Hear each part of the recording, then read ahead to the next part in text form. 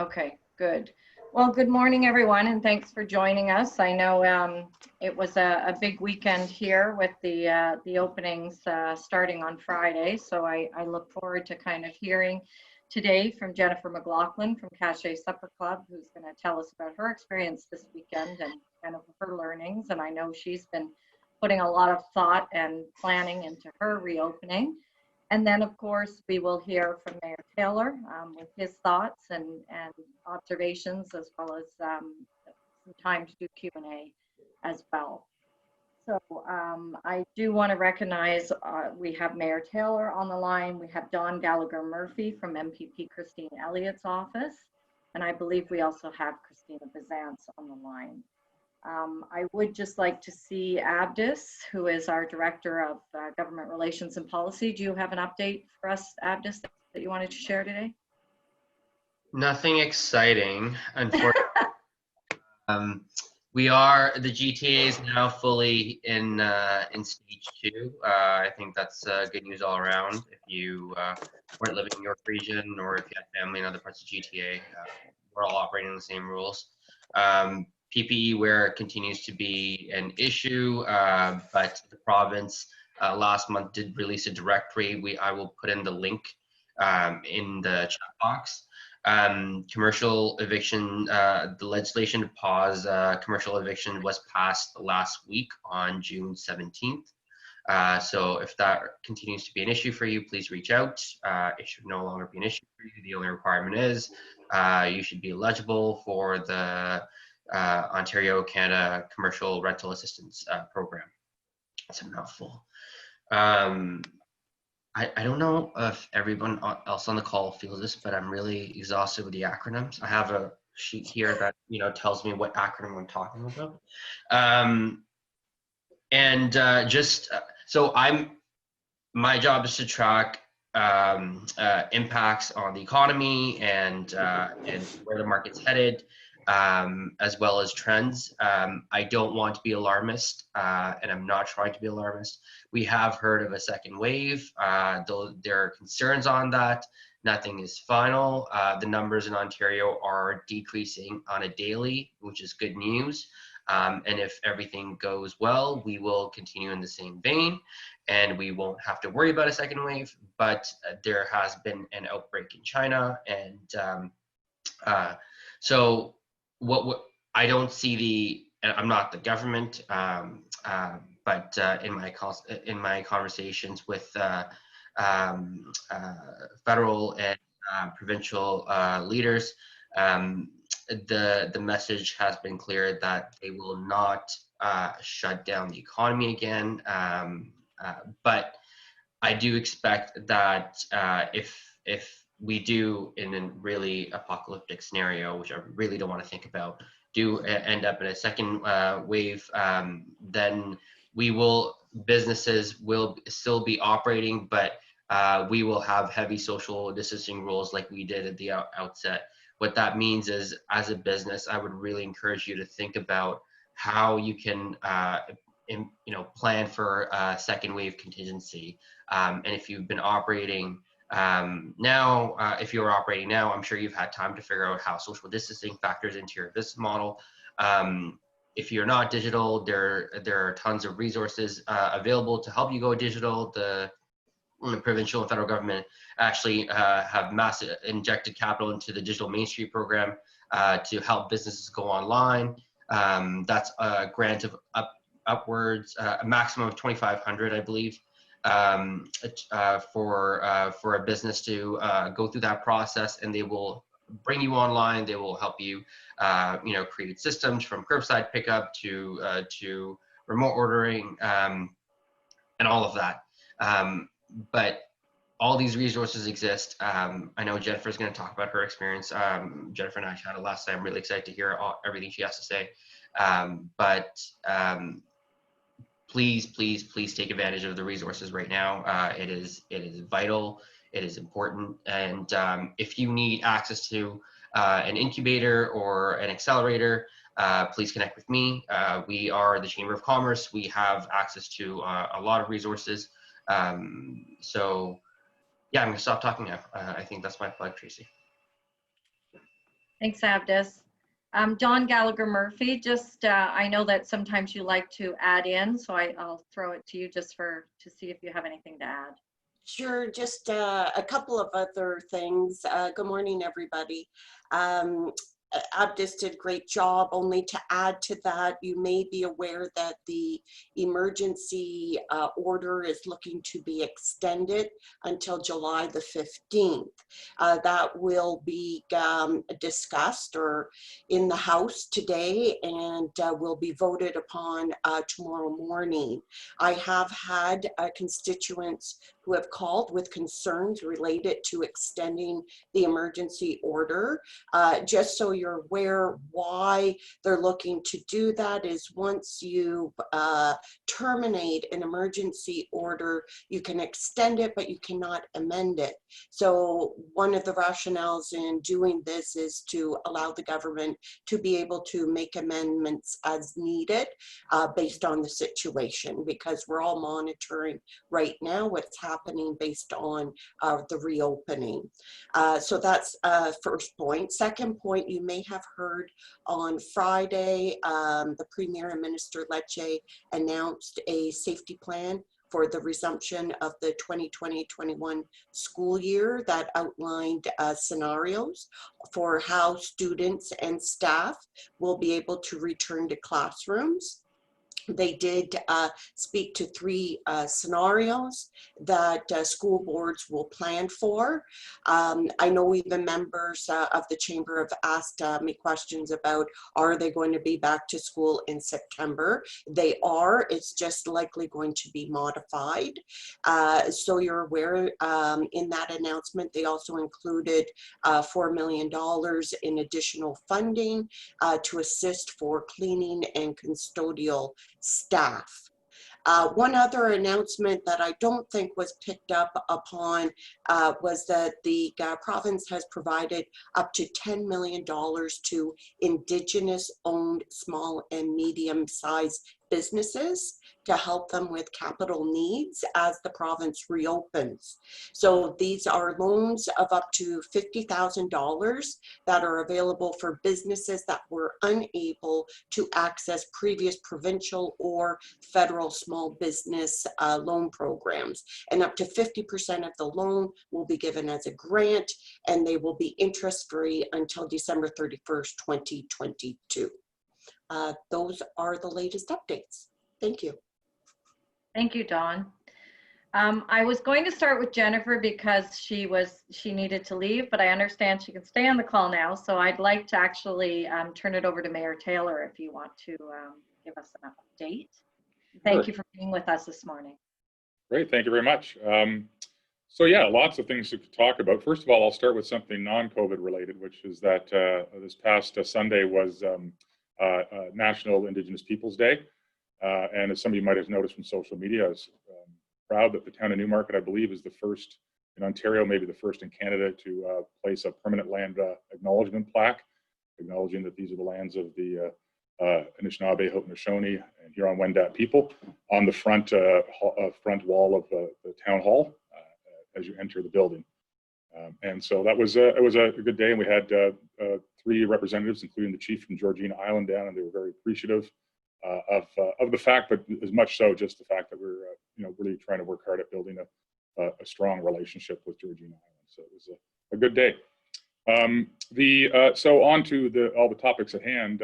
We had a council meeting yesterday, and we debated several topics.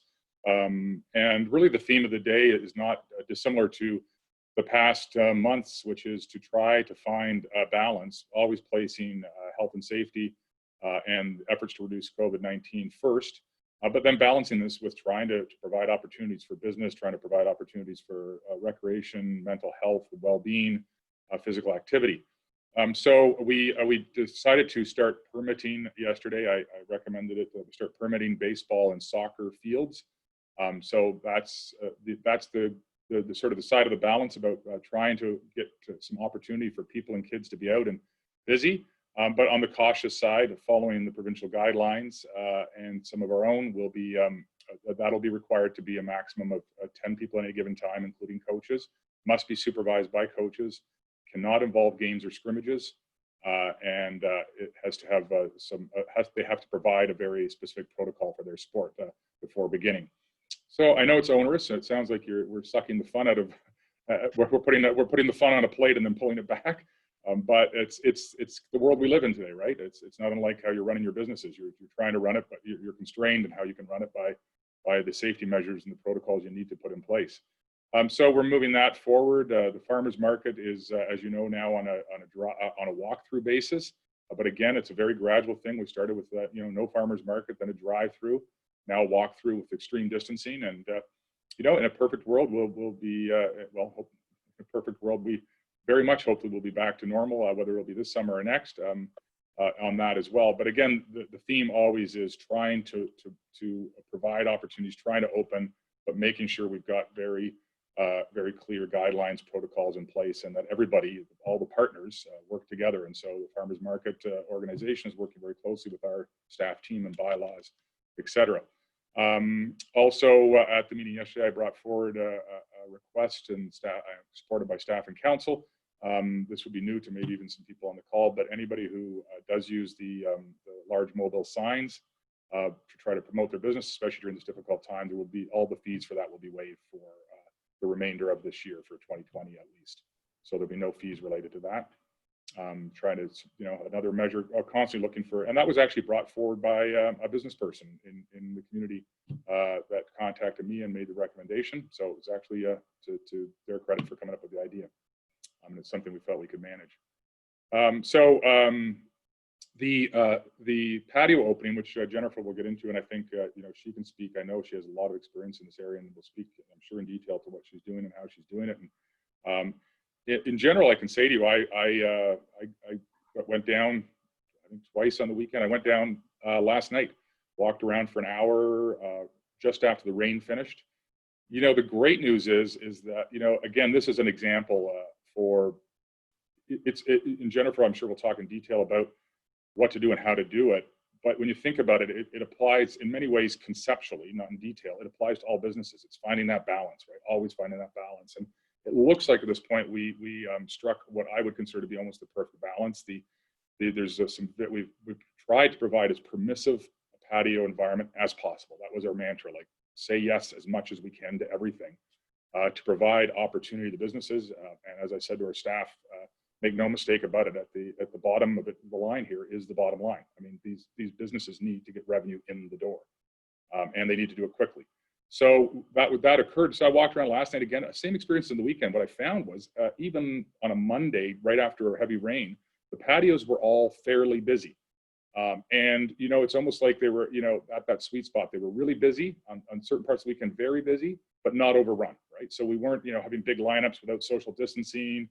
The extra capacity, even some overflow capacity, made it work right where to the point where it looked to me where the businesses were enjoying a pretty good uplift in revenue and a pretty good, return from their customer base, but not going past that point where it was like crowds standing around and, lined up and not social distancing. So at least from my perspective, it seemed to be really hitting the spot. And the other thing I would say is I walked around and I was looking very closely, and without exception, these patios are set up with they've been set up right, and people are, and then as well as the restaurants do it, the customers are doing it right. I know some customers talking table to table, but 6-8 feet apart. They weren't getting up and walking over, or they weren't shoving their chair over.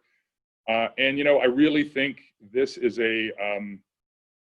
this might be, in many ways, this is an example of what's gone on before and what needs to go on after. I mean, if we do it right, there's so much we can do. I say this each time, and we need to do it right so we can keep doing more, so that we can reopen the economy more, so that we can give more opportunity to youth and to kids to exercise and to see each other. But it really comes down to how it's executed. And from my perspective, the Main Street execution was excellent. I have to say this, but our staff at the town moved mountains. So put it in perspective, we were the only municipality in New York region to have the patio program fully up and running on the first Friday that was available. They were just working around the clock, pulling in barriers, running up and down the street. So I think, again, great cooperation between the business community and the lead up to this with the chamber, the BIA, and the town. So that was, I think, a good success story. we got to keep looking at tweaking it, improving it. There's a couple of new patio innovations that are going to happen over the next little while, and other possible innovations as other types of retailers or businesses come forward and say, hey, maybe we could try something unique or something creative. We're here to listen. So again, I would say we're moving forward in that way.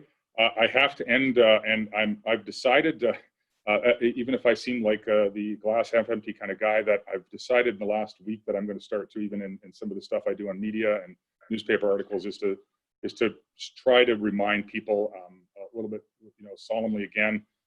But we got to reinforce constantly in our own minds and with the people we talk to about how important it is to get this right. That 6 feet is at the core of everything we do, and hand hygiene. Those two in combination are going to be powerful for our success or powerful for our failure. I spoke before about the second wave. I have the study here. I asked our medical officer of health if I could have the study that he based his comments on. It's the Center for Infectious Disease Research and Policy, with some of the leading people in the world in infectious disease from Harvard, et cetera. And again, they're saying a second wave is extremely likely of equal to or greater than proportions, and possible multiple proportions. And, I'll be honest, I'm a little concerned, Abdus, with what you said earlier, and I don't know what your sources are, but if that's an official provincial or federal position anywhere, that they would almost certainly not close the economy down again, no matter what happens, I just worry about the message that sends, and if it's, I've never heard that, and I just worry that people will go, oh, okay, then what's to lose? And I even question that's because I'll tell you right now, in the Newmarket, I'd loathe the thought of it, but if we're at double or triple the numbers this fall, we'll be taking measures. We will put people's health first, and we'll put not having the economy closed for another full year or partially closed for another full year first. Because this isn't just for those who aren't as concerned about the health perspectives. It's not just about health.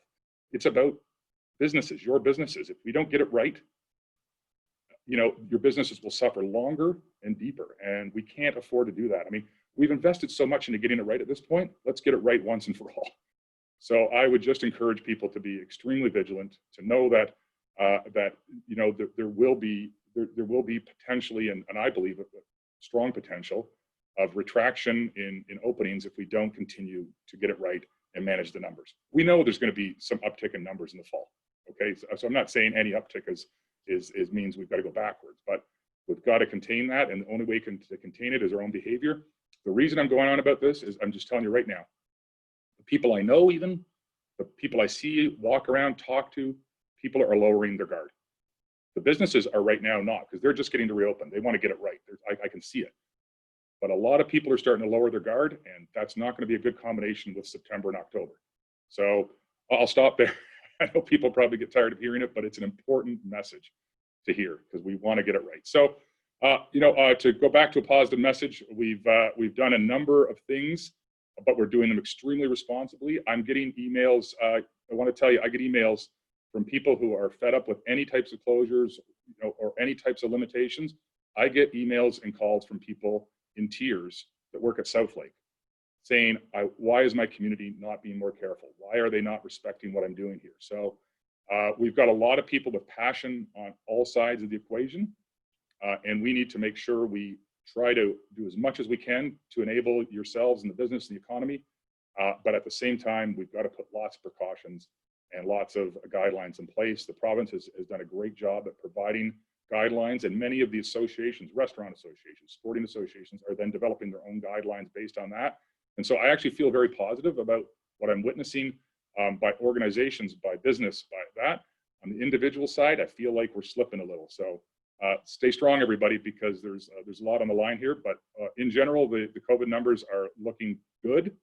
And let's keep that trend going through the summer. We know we'll face a bit more of a challenge in September, October, but let's meet that challenge head on and do an outstanding job. And together as a community, as a business community, I'm confident we will persevere and we'll pull through stronger than ever. So happy to answer any questions on anything going on in the town, even non-COVID related, maybe even more so. It'd be nice to start talking about things other than COVID at sometimes, but and on that matter, I think I've said that before, and I'll stop after this, but we are doing a ton of work here at the town on business continuity to make sure that we're taking the major files of the town and moving them forward, and we're not letting COVID completely consume the organization.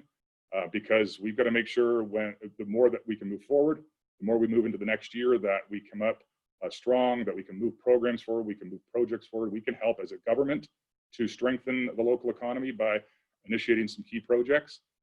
And so we're doing that. We're also doing a lot of work, I can assure you, at trying to fully understand the budget impacts of COVID-19 for 2020, 2021, and trying to look at ways to mitigate those. That's going to be a big challenge, but we also don't want to add a greater burden to our community and our business community that have already been negatively impacted. So we're looking at a lot of measures. Sometimes, you know, if you're one of the people who are writing me and saying, hey, my street wasn't swept, well, I hate to tell you, but we're a business too, just like you guys. We can sweep every street and have to raise taxes more in a year when people are struggling, or we can try to find ways to just, you know, hold the service levels to a good, you know, we're not shutting things down, but we're trying to contain some costs at the same time. So anyway, we're doing a lot of work on the budget front too. I'm trying to look forward to over the next 2 years and try to make sure we can minimize the impact on our community. So all in all, I'm feeling very, very positive about where we're at as a town. I can tell you right now, South Lake, I get their numbers daily. I get the regional numbers daily. It's such a wonderful thing to not get an email every day from the region saying this many people died yesterday, this many people died yesterday. I'd say in the last 10 days, over half of the days, I've got a report that says no one died. I can't tell you how good that feels. South Lake, I think, has had 6, 7, 8, 9 days running with 0 people in ICU. I mean, these are some very, very promising numbers. And you know, when you hear that, when you hear about people in ICU, when you hear about deaths, you know, we know that the work we're going through and the way it's impacting our business and our lives, it's paying off, right? There's like nobody in ICU. Nobody died for the last 3 days. It's paying off. This is tangible what we're doing. It's not theoretical. So thank you to everybody for all your efforts. To the business community, I can see what you're doing to put great protocols in place. It looks excellent out there to me. And again, I think we're on the right track and we're doing great. Thank you. Thanks, Mayor Taylor. And I know it's hard to have to take that hardline position, but as a community leader, I understand that, you know, that is the message that we need to be giving out to people. So yeah, it's a tough one. I do feel like you know, downer sometimes, but it is an important message. So and I believe it wholeheartedly. I really think we're in the middle of something that we don't always fully realize the importance of our actions every day. And I think many do, and I'm seeing awesome stuff, but I think it's so easy to relax, but it's so important not to. Yeah.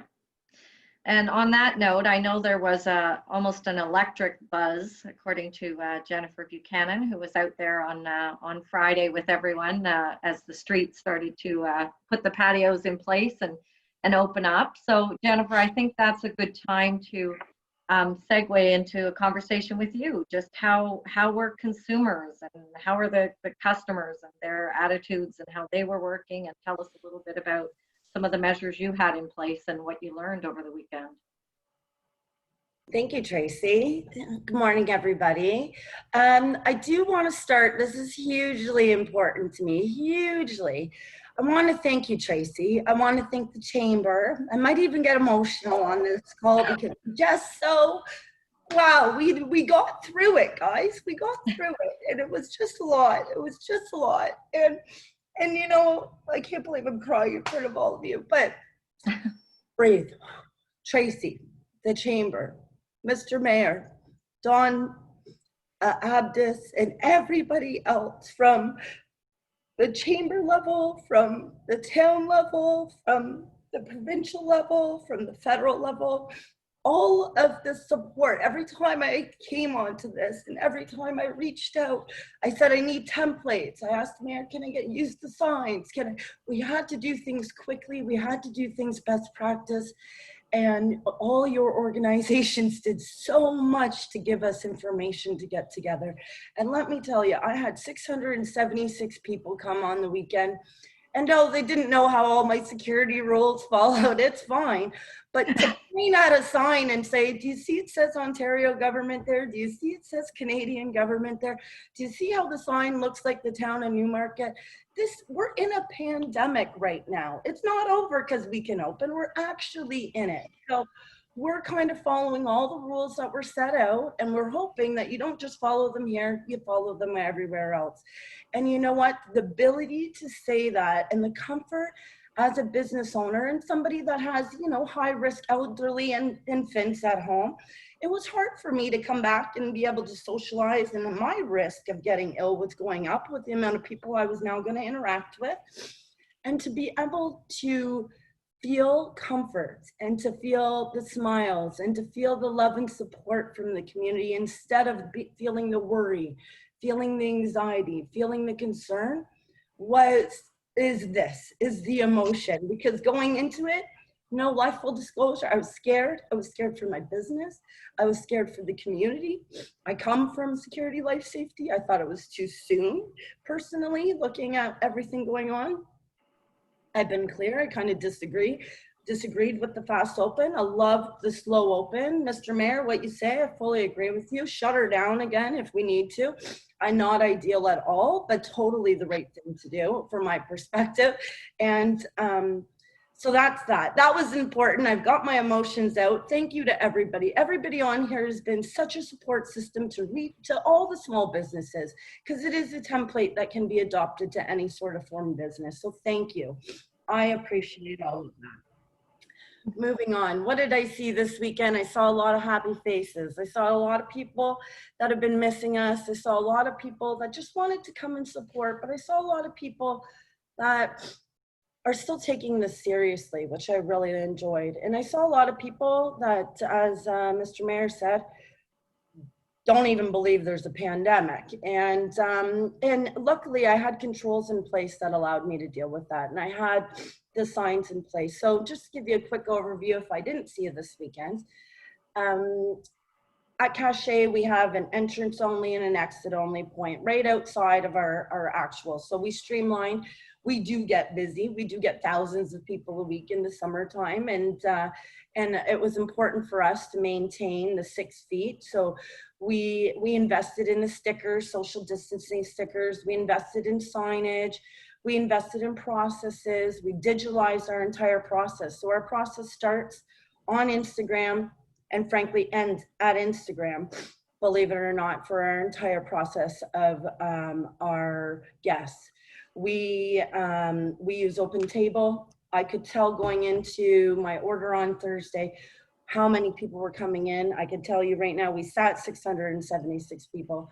I can tell you I had 2 one-star reviews, which I dealt with. The one on Instagram, there's a new COVID review system. Don't give a review. And then just one lady here with children, they had 8 in total. They didn't understand I could still only do 6.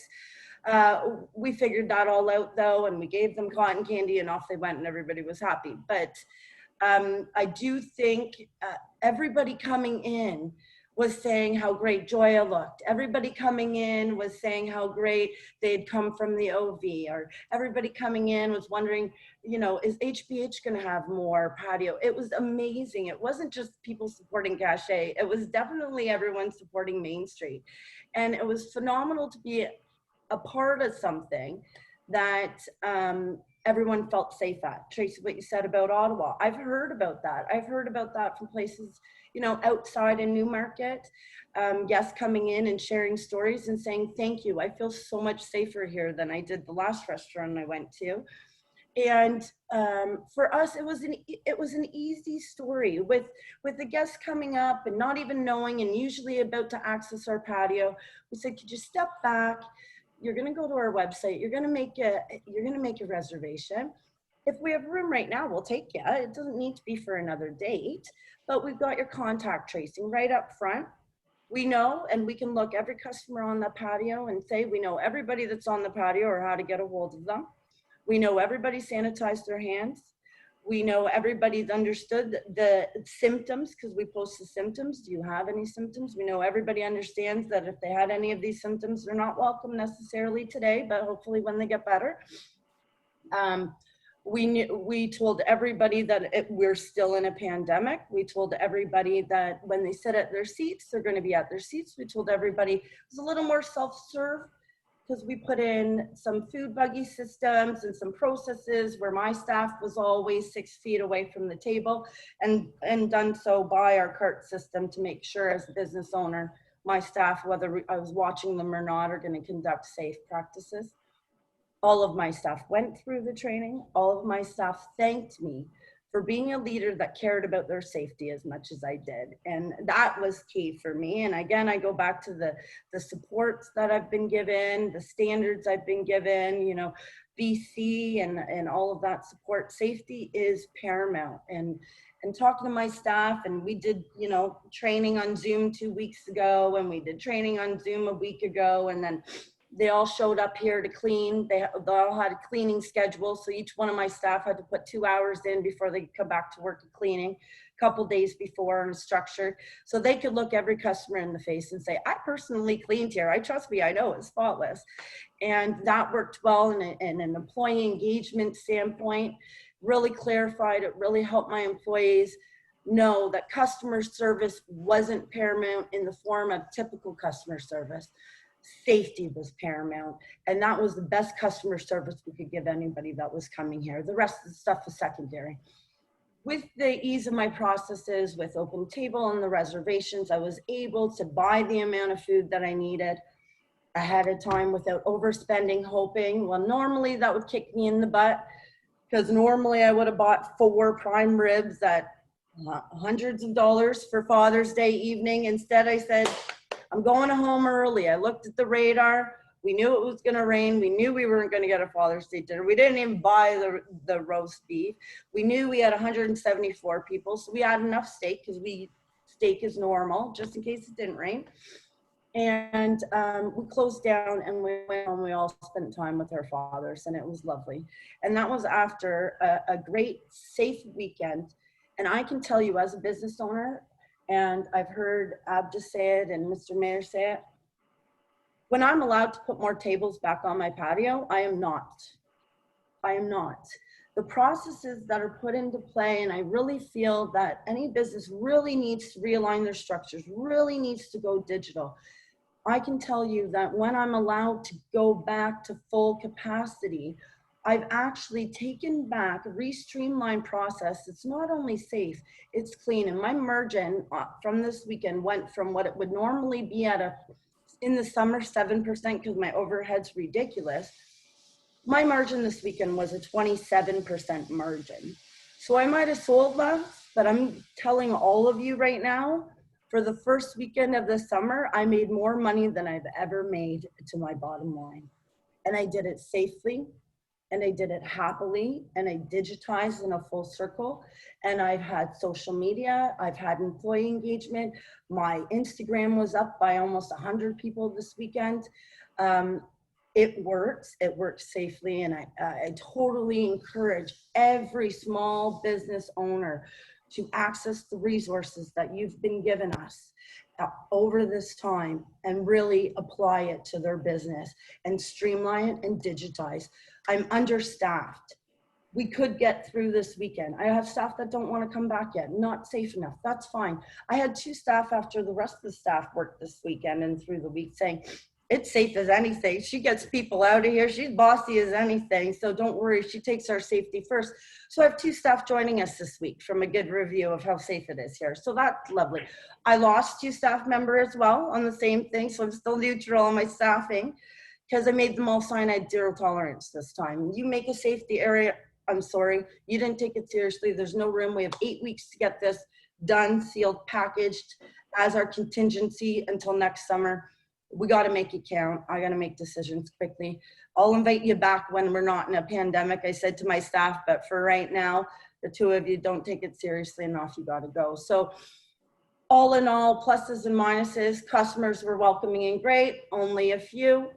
To package it up pretty, my staff very, very much adopted it, and it was lovely, and everyone felt safe and everyone was happy. Side note, my staff, I had 4 servers in total, Friday, Saturday, and Sunday. And those servers split $5,200 in tips. They tipped out 5% to the rest of my staff, but $5,200 in tips to those 4 servers who are broke as broke could be, divided that up, and then shelled it out the 5% to everybody else. So the support from the community, my staff coming in going, I think people are tipping us more. I said, I think people are appreciating, and it's neat to watch. So the takeaways were just phenomenal. I'm emotionally happy.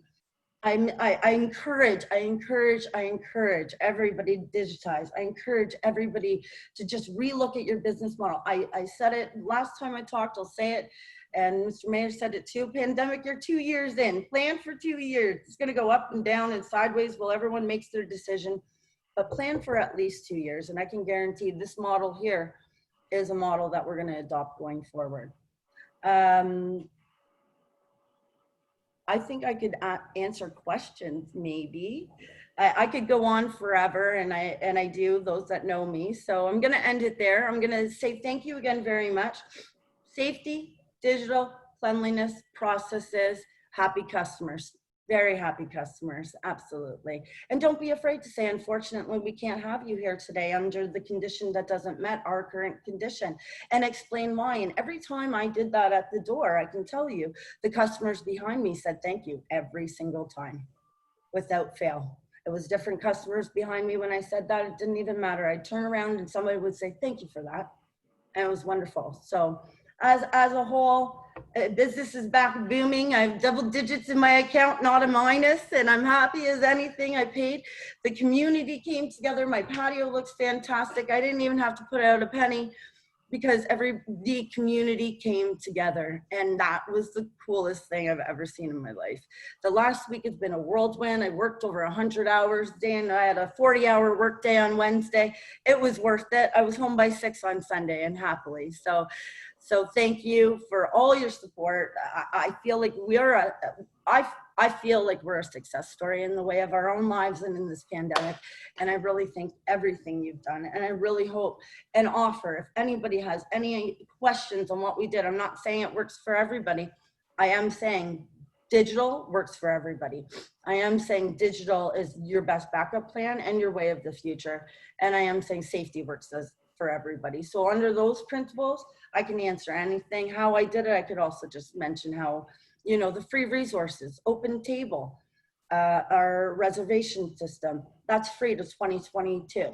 Hello, let's all use it, you know, so stuff like that. So reach out anytime. And I thank you very much for allowing me to share and get up raw in front of you. That's my new thing. I cried on the patio twice this weekend. The one lady with the kids, I said, sorry, man, you gotta go. She snuck them in the back door. So those little kids had germs all over their hand. And I'm like, I can't deadbolt this door at the fire exit. Oh, how am I gonna do this? So she snuck them in, and I ended up crying in front of her, telling her, you know, it's the safety of my staff, and she really needs to respect me. And I couldn't be mean. There's all these kids there. So I'm sorry I was emotional, but I'm sure y'all can see my passion. We're so happy to be through it. Thank you very much for all your support. Thanks, Jen, for sharing that. And I mean, it must be difficult too, because I have noticed that you've had up a sign about hiring staff. So making a decision to let some go because they are not meeting the values that, you know, that you've set out and the quality standards, that's difficult, especially during this time. So you're definitely following your convictions. Well, it's for the safety of the team. You know, Yeah. they're letting the rest of the team down. None of my team will perform if I let them be like that. So you do have to make a business. And like I suggested, I told them it's not forever. I think they're absolutely amazing. And it's unfortunate. I told them to go landscape. I called Carmichael. I know a bunch of people that need jobs and, you know, need employees as well. And I'll try and find them something. But yeah, thank you for that sensitivity.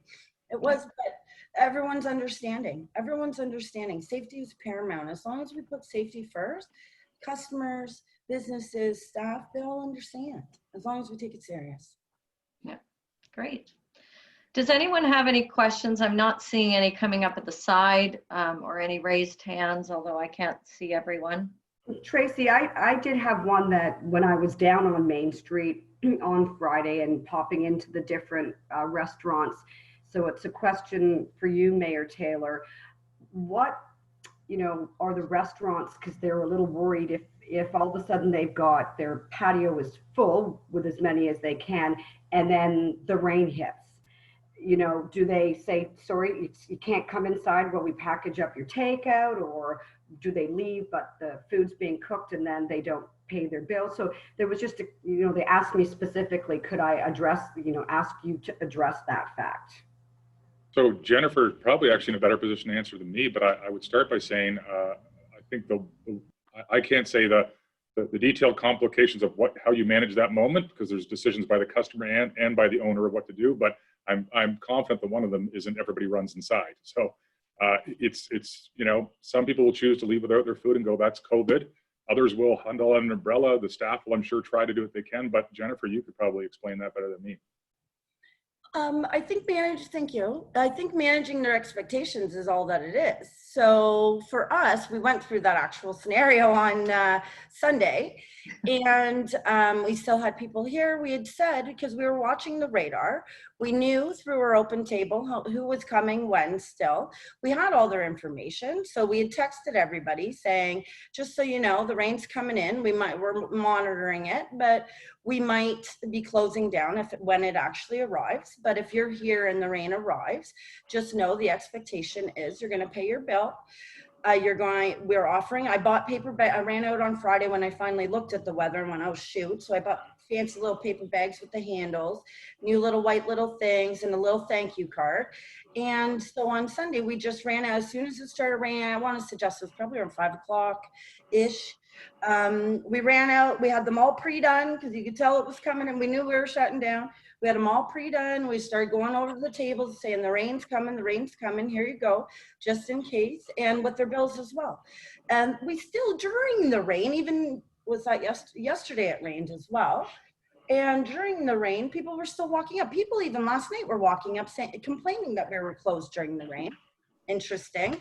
And we just said, sorry, we are going to stay closed, but next time, great. So my suggestion to all of those retailers and restaurants would be organize ahead of time, manage your expectations of your customer, and when you're allowing them on your property, if there's even a chance of rain, spell the expectation out at the door. That's exactly what we did, and everybody was fine with it. Not one person didn't pay.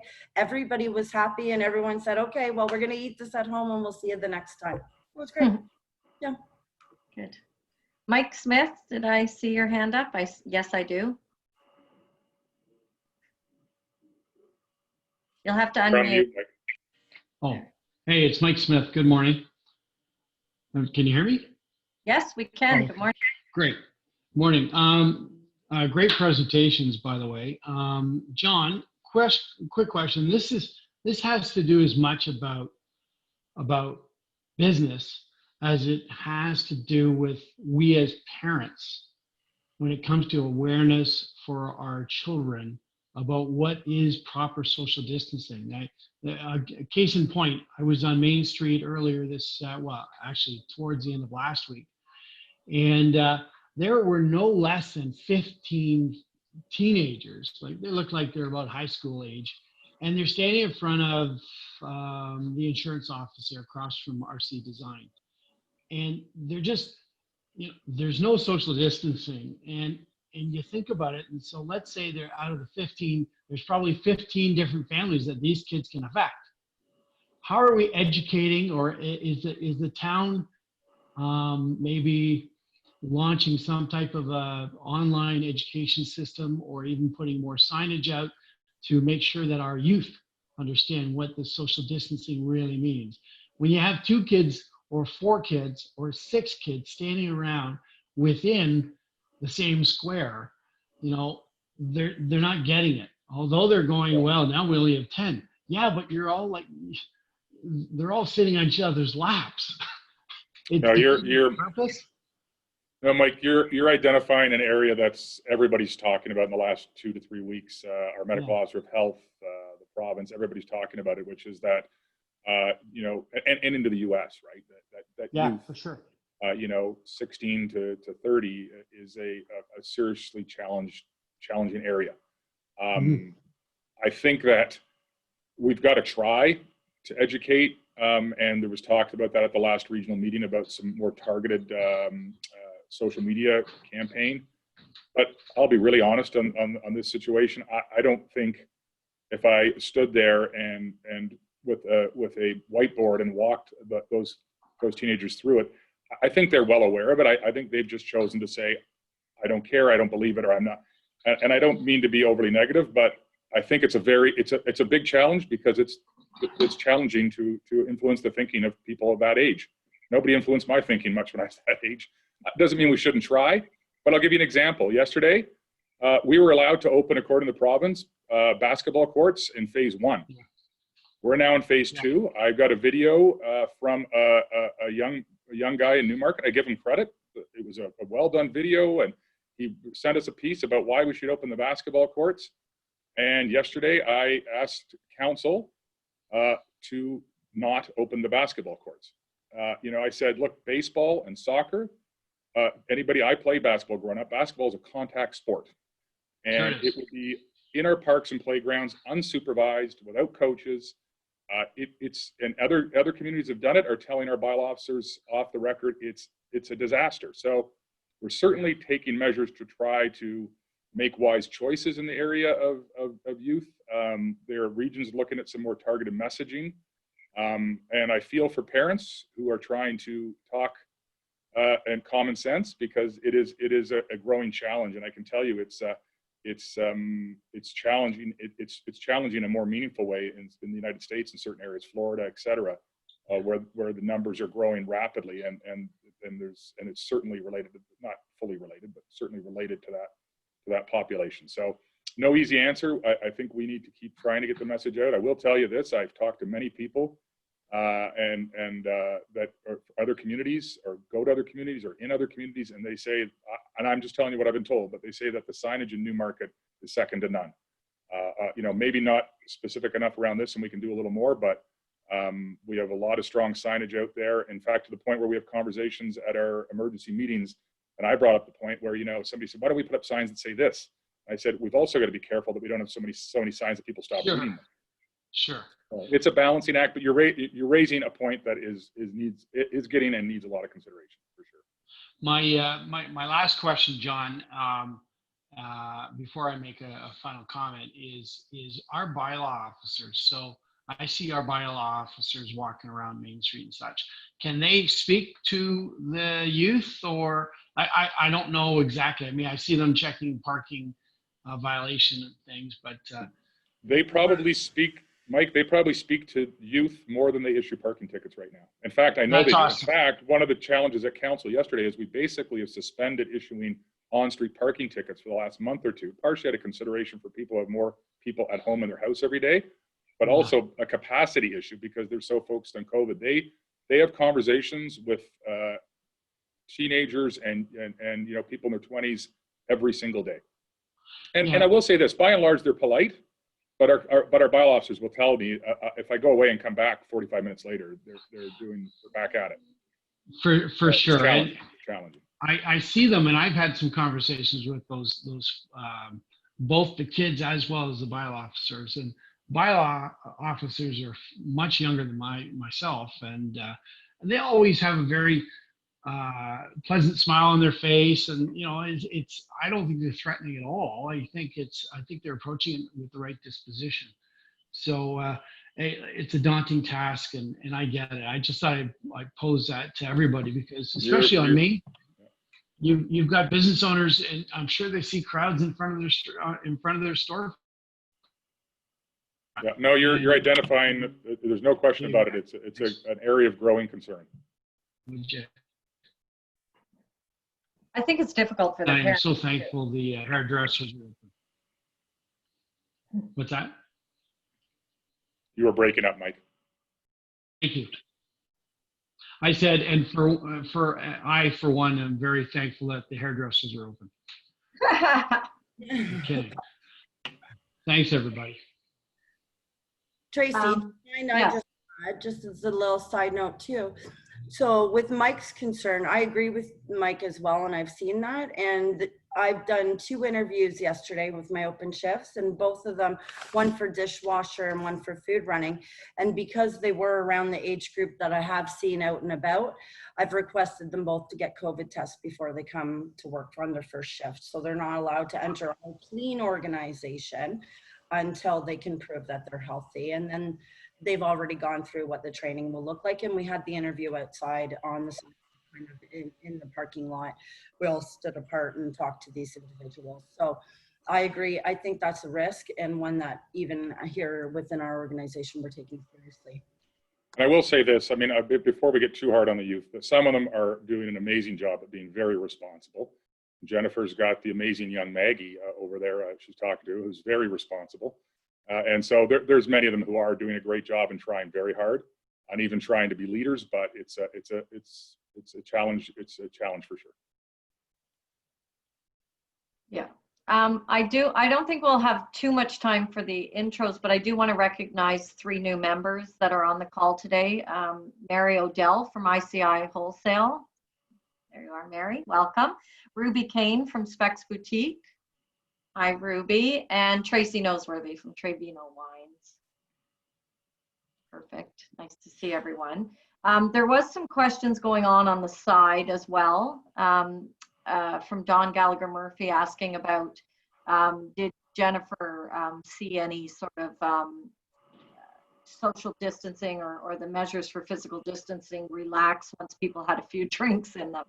So I think it's worth pointing out, Jennifer, kind of your answer to that and how you're handling that, because I'm sure others are going to find that nothing like a little alcohol to relax our inhibitions. Dawn, I did notice that we have a second patio, and so I don't think I can do alcohol back there for quite some time. But within our patio at the front, we have done environmental design. So it's pretty impossible and shaming if anyone got up from their table and went to a different table, just from an environmental design standpoint. So every table has the same amount of seats. And as Mr. Taylor said, my Maggie is my warden at the door, and she's phenomenal, and she's safety first. And you'll get that rundown when you're seated. The seats here, you can't pull them away anywhere. You can't make a spot. Everything has to stay within the same. My staff have even asked me to PL glue or find some way to secure the tables to the concrete so nobody even slightly moves that over. So I'm looking at that. That does make sense, and leave the chairs free. But with the trees intermittently, with a walkway as best practice suggested, you're going to stand out like a sore thumb if you got up out your seat and kind of go somewhere else. And so I didn't encounter that, not even one time. I heard people kind of shouting across the way that knew each other, and we needed some money in our bank account quick first before we've purchased another 15 tablets. So we've got a system going forward, and we put a Jumbotron, we call it, up on our patio, where for the rest of the summer, you're going to do all of your ordering from the tablet, and your server's going to give you the Zoom code, because we're doing this from our patio all summer long, which also speaks into our virtual restaurant and really our redundancy plan for the winter. But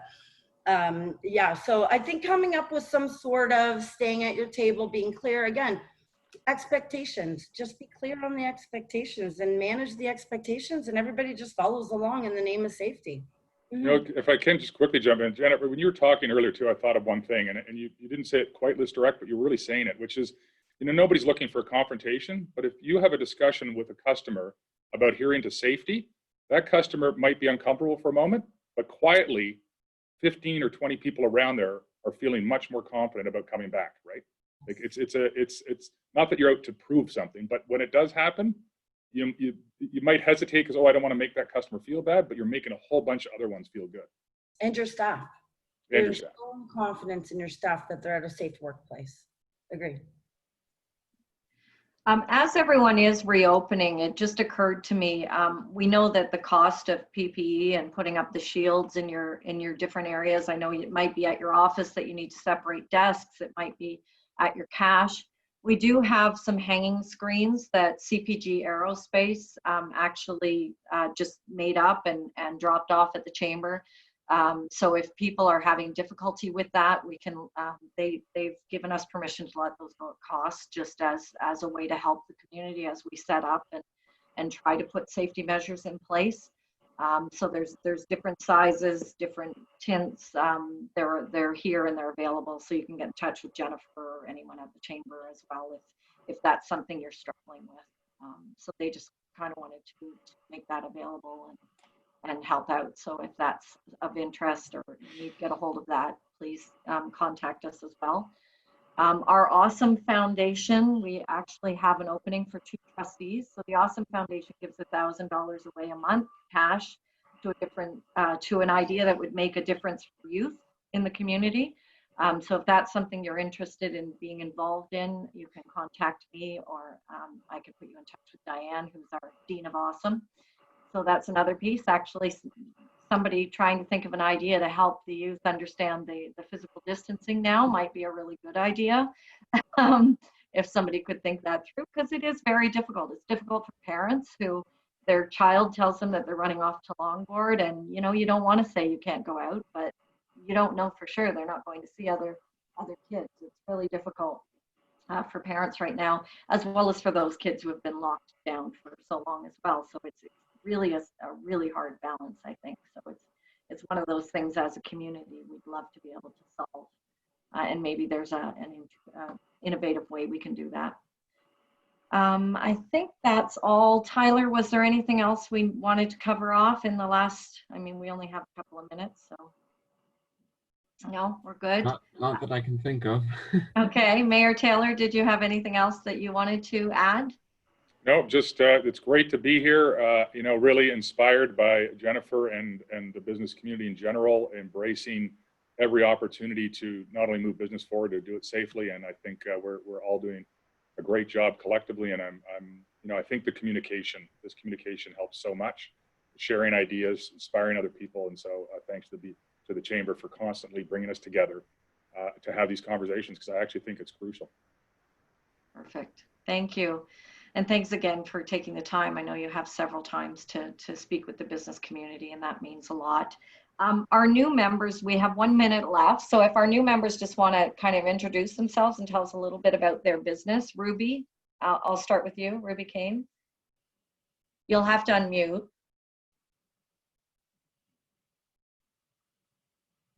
There. It's okay? Yep, perfect. Thanks for having me, Tracy and everybody. Nice to meet everybody. I'm actually doing a mobile service, which is prescription eyewear. So if anybody needs prescription eyeglasses, I'm an optician. I basically bring my business to the porch or the backyard, and with a variety of different types of frames. So once I sit down with my patients, I basically fill their prescriptions, and then I deliver the glasses back to their home as well. So I've been doing this for a very long time. I've been 15 years in the market, and but before it was more going to South Lake. That's how I got into the Newmarket, because I worked out of the South Lake Hospital. But now that I can't go to the hospital, we've been actually launching backyard and porch appointments. And I also have a mobile optometrist too.